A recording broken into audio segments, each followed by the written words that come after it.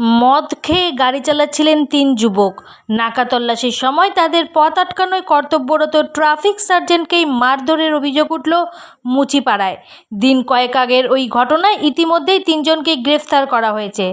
ধৃতদের আদালতে হাজির করিয়ে পাঠানো হয়েছে বিচার বিভাগীয় হেফাজতে। ঘটনাচক্রে এরপরেই এলাকায় বসেছে ১১৭টি সিসিটিভি ক্যামেরা। ঘটনাটি ঘটে কয়েকদিন আগে। রাতের বেলায় মত্ত অবস্থায় গাড়ি চালাচ্ছিলেন ৩ যুবক। তখনই তাদের পথ আটকান এক ট্রাফিক সার্জেন্ট। অভিযোগ, এরপরেই ৩ যুবক মিলে ওই ট্রাফিক সার্জেন্টের ওপর চড়াও হন।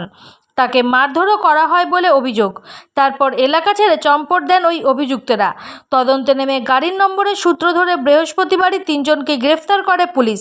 পুলিশ সূত্রে জানা গিয়েছে, ধৃতদের নাম কৃষ্ণকুমার ঠাকুর, সঞ্জয় রায় এবং সন্তু মণ্ডল। শুক্রবার তাদের আদালতে হাজির করিয়ে আগামী ৩রা জুন পর্যন্ত বিচার বিভাগীয় হেফাজতে পাঠানো হয়েছে।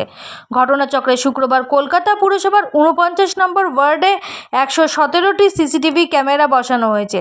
মুচিপাড়া থানা এলাকায় সিসিটিভি ক্যামেরাগুলির উদ্বোধনে উপস্থিত ছিলেন মেয়র ফিরহাদ হাকিম, সাংসদ সুদীপ বন্দ্যোপাধ্যায়, উপমেয়র অতীন ঘোষ, এলাকার বিধায়ক নয়না বন্দ্যোপাধ্যায় প্রমুখেরা। ২০ লক্ষ টাকা ব্যয়ে এলাকার বিভিন্ন গুরুত্বপূর্ণ অঞ্চলে মোট ১১৭টি সিসিটিভি বসানো হয়েছে। এলাকায় নজরদারি বৃদ্ধি করা এবং এলাকাবাসী ও পথচারীদের সুরক্ষা নিশ্চিত করাই এই উদ্যোগের লক্ষ্য।